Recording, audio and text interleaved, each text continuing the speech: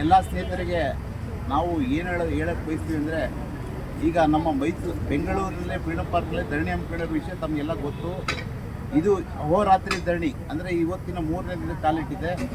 ಈ ಧರಣಿಗೆ ನಾವೆಲ್ಲ ಎಷ್ಟು ಕಷ್ಟದಲ್ಲಿ ಕೂತಿದ್ದೀವಿ, ಮತ್ತು ಅಹೋರಾತ್ರಿ ಮಾಡ್ತಾಯಿದ್ದೀವಿ, ಅಲ್ಲಿ ಅಡುಗೆ ಕೂಡ ಮಾಡಿಸ್ತಾ ಇದ್ದೀವಿ. ನೋಡಿ, ಎಲ್ಲ ವಿಶೇಷ ಕ್ಷೇತ್ರದಲ್ಲಿ ಇದು ಏನಕ್ಕೋಸ್ಕರ ಮಾಡ್ತಾಯಿದ್ದೀವಿ? ನಮ್ಮ ಸಮುದಾಯದ ಒಳಿತಿಗಾಗಿ.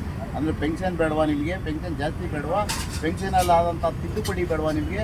ಇದು ನಮ್ಮ ಸಮುದಾಯದ ಒಳಿತಿಗಾಗಿ. ಇದನ್ನೆಲ್ಲ ಅರ್ಥ ಮಾಡ್ಕೊಳ್ಳಿ.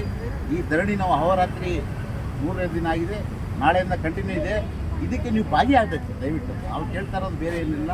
ಹೆಚ್ಚಿನ ಸಂಖ್ಯೆಯಲ್ಲಿ ಭಾಗಿಯಾದರೆ ರಾಜ್ಯ ಸರ್ಕಾರಕ್ಕೆ ಮುಟ್ಟಕ್ಕೆ 75% ಆಗಲೇ ಹೋಗಿದೆ. ನಾಳೆ 25% ಇದೆ ಅಷ್ಟೇ. 25% ನಾವು ಜಯಶೀಲರಾಗಿ ಆಗ್ತೀವಿ.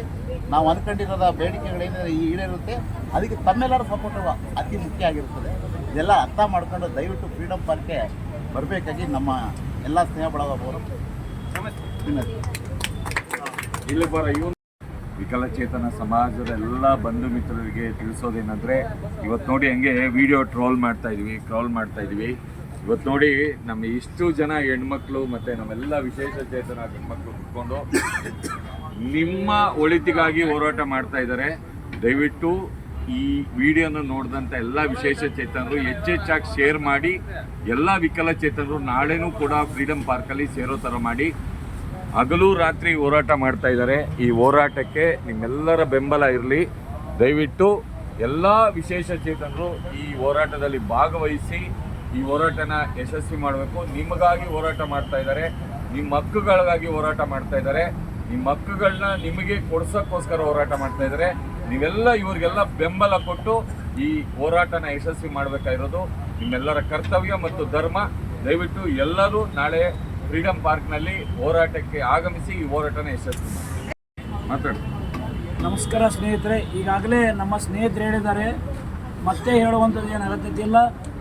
ನಿಮಗೆಲ್ಲರಿಗೂ ಆಗಿರುವಂಥ ನೋವು ನಾವು ಪ್ರತಿಭಟಿಸೋದಕ್ಕೆ ಕರ್ನಾಟಕ ಅಂಗವಿಕಲ ರಾಜ್ಯ ಒಕ್ಕೂಟ ನಾವು ಇವತ್ತು ಬೆಂಗಳೂರು ಫ್ರೀಡಮ್ ಪಾರ್ಕಲ್ಲಿ ಏನು ಹೋರಾಟ ಹಮ್ಮಿಕೊಂಡಿದ್ದೀವಿ.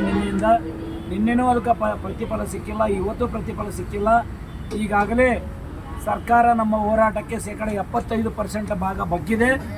ಇನ್ನೂ 25% ಭಾಗ ಬಗ್ಗುತ್ತದೆ. ಅದಕ್ಕೆಲ್ಲ ಶಕ್ತಿಯಾಗಿ ಬರಬೇಕಾದ್ರೆ ದಯವಿಟ್ಟು ನೀವು ಮೂಲೆ ಮೂಲೆಯಲ್ಲಿರುವಂಥ ಎಲ್ಲ ಅಂಗವಿಕಲರು ಈ ಹೋರಾಟದಲ್ಲಿ ಭಾಗಿಯಾಗಿ ನೀವು ನಿಮ್ಮ ಹಕ್ಕನ್ನು ನೀವು ತೋರಿಸಿ ನೀವು ಬದುಕಿದ್ದೇವೆ ಅನ್ನುವಂಥದ್ದು ಸರ್ಕಾರಕ್ಕೆ ಗೊತ್ತಾಗಬೇಕಾಗಿದೆ. ಇರಲಿಲ್ಲ ಅಂದ್ರೆ ಅಂಗವಿಕಲರು ಸತ್ತಿದ್ದಾರೆ ಅಂತೇಳಿ ನಿಮ್ಮ ಅಧಿಕಾರಿಗಳು ವರದಿ ಮಾಡ್ತಾರೆ. ಹಾಗಾಗಿ ಅದಕ್ಕೆ ಅವಕಾಶ ಮಾಡಿಕೊಡಬೇಡಿ. ನೀವೆಲ್ಲ ಇಲ್ಲಿ ಬಂದು ಭಾಗವಹಿಸಿ ಅಂತ ಹೇಳುತ್ತಾ ಈ ಒಂದು ಸಂದರ್ಭದಲ್ಲಿ ಮಾತನಾಡಲಿಕ್ಕೆ ಅವಕಾಶ ಕೊಟ್ಟಿದ್ದೀರಿ. ನಾವು ದಯವಿಟ್ಟು ನೀವೆಲ್ಲರೂ ನಾಳೆ ಮತ್ತೆ